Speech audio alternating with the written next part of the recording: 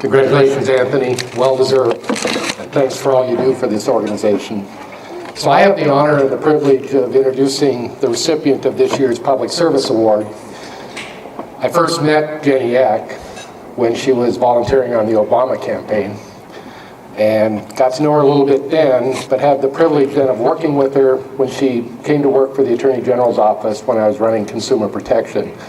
And I saw the measured, intelligent, strategic thinking person that she is, but more importantly, the person with passion for the people we represent.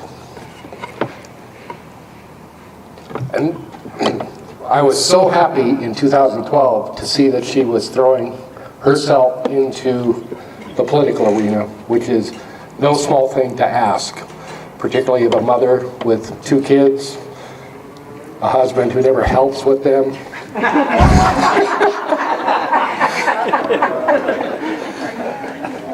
So she served her first term in 2012, in 2013, and at that time I had gone over to the governor's office with the now governor and got to work and watch Jenny. And with some young legislators, there's a pretty steep learning curve, and that wasn't the case with Jenny. But it was not, she had a judgment about her about when to step out and when to be measured. And she really, just in the very first session that she was part of, showed the leadership qualities that she had. The second session in 2015, she worked with Chuck Hunter as the whip.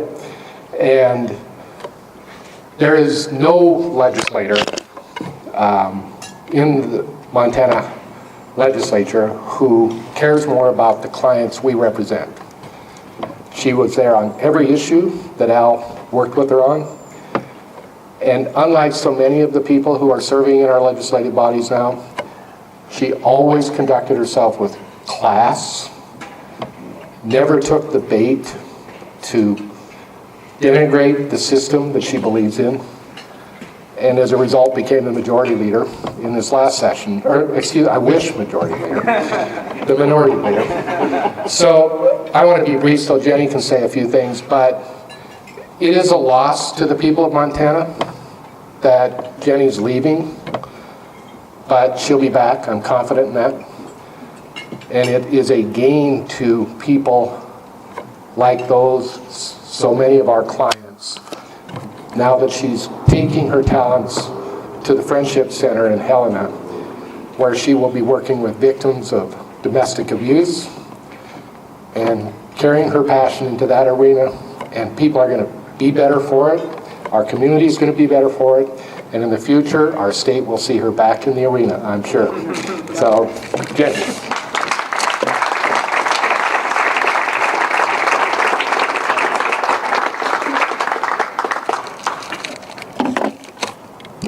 Thank you, Jim. I'm sure I don't have to tell any of you how lucky I am to have had Jim Malloy as one of my mentors. Jim is an incredibly intelligent person, an incredibly humble person, a person of strong spirit and even stronger convictions, and it's been a real privilege and honor to get to work with Jim in many capacities in my professional life. I'd like to thank all of you for having me here. Al texted me, I think, the day after I announced that I was going to be leaving after this, the end of this term, and it really blew me away. I really can't tell you how much I appreciate receiving this award, and obviously I need to thank my husband, who, contrary to popular belief, has been an amazing support and has really actually made a lot of professional sacrifices and personal sacrifices to allow me to do the work that I've done. I couldn't have done it without your support. I also wanted to give a shout out to John Heenan. Where are you, John? John had to go. He had to go. Well, I think it's worth saying, even though he had to leave, that John's a real class act. And I was just so proud to have him run as one of our candidates for Congress this last primary. That as soon as Kathleen was declared the winner, he sent out an email soliciting support for her, and it just said so much about his character, so I just wanted to recognize John.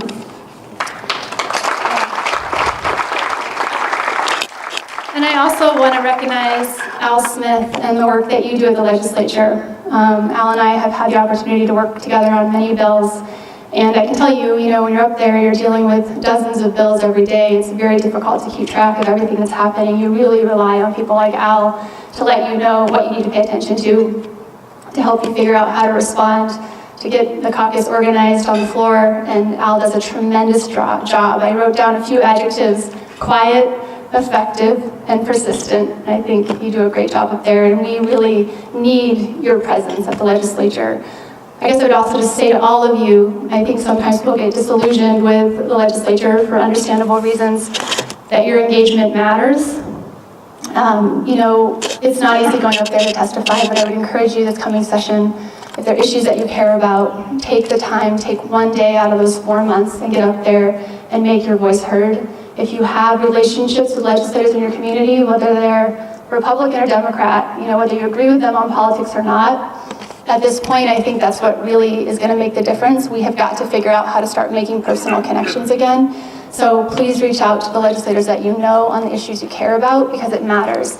It's actually quite astonishing on some of these issues, especially consumer issues, how few people are actually speaking up. When we see egregious bills that would just devastate consumers in the state every session. It's obviously helped a lot to have Governor Bullock vetoing some of that stuff, and luckily we have him one more term, but we need to be more vigilant on that front. And Al does a great job, but I'm sure he would appreciate your help up there. So when Jim asked me, when I talked to Jim about what I should talk about tonight, I said, is it okay if I talk about politics? And he was like, yeah, you're in friendly company, you can talk about politics.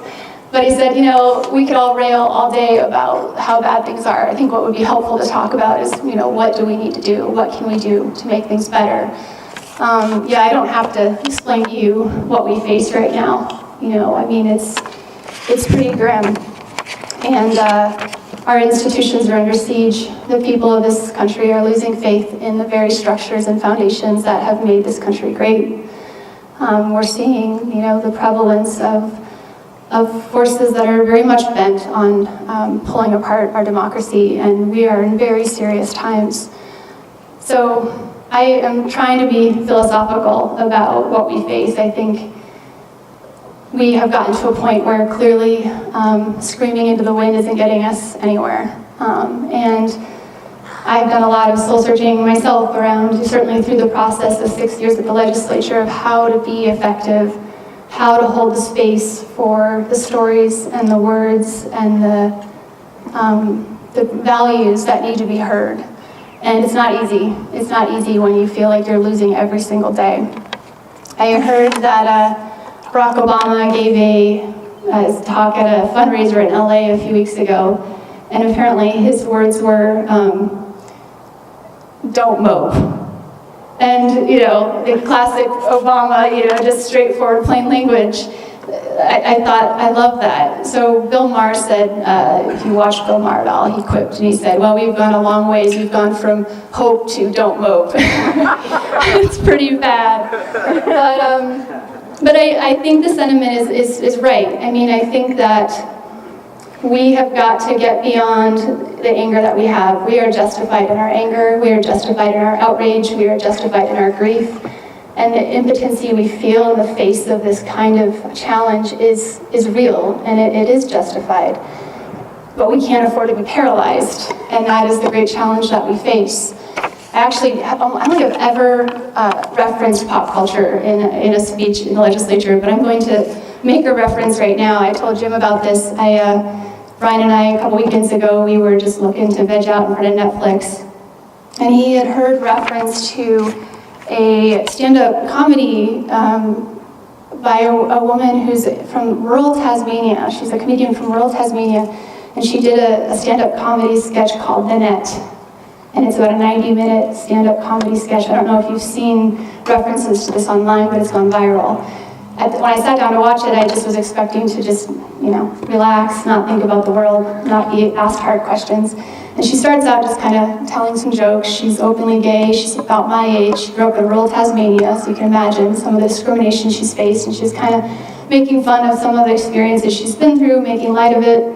There's some really raunchy parts, and it's a little uncomfortable, but just pretty funny. And then about halfway through her 90-minute stand-up, she just stops and she says, "I have to say that I am done with comedy." And everyone kind of laughs uncomfortably, and then she says, "No, I'm serious." And she goes on to say, comedy is about asking a question and then giving an answer. So it's about creating tension and then relieving that tension with the punchline. And she said, I've spent my entire life talking about myself as a gay woman, and I just tell these funny stories about ignorant people who have been cruel to me, and I make light of it, and I move on, and I relieve the tension. And she said, I'm not going to do that anymore.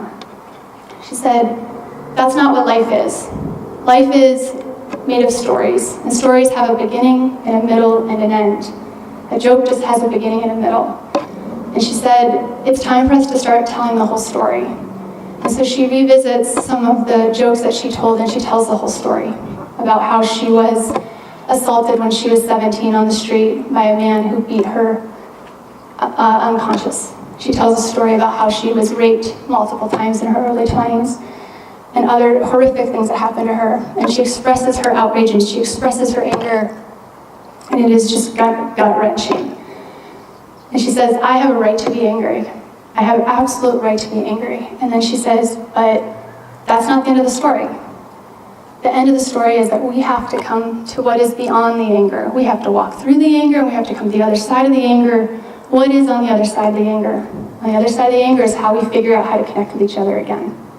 How we figure out how to make space for the people whose voices don't get to be heard. So often we're so busy talking about how we feel and how outraged we are that once again the people who somehow never get heard don't get a space to talk. And I think that's a lot of what you do. You tell stories of the people who don't get to be heard. And that is profoundly important work. Don't underestimate the power of what you do. It's what I've tried to do at the legislature, sometimes more successfully than others. It is difficult for me to leave. It is very hard to leave the fight. I relish the fight. I relish making them deal with me every day. But I am also really looking forward to being able to help make space for these women who have been victimized in their lives and who have come out of it and have found their power and have more courage than most of us will ever have. And someday I will come back, for sure. I am not done with politics. I'm just taking a little respite. But I thank you for all the work that you do. I hope you recognize the importance of it, and I look forward to working with you on all the journeys we will share in years to come. Thanks.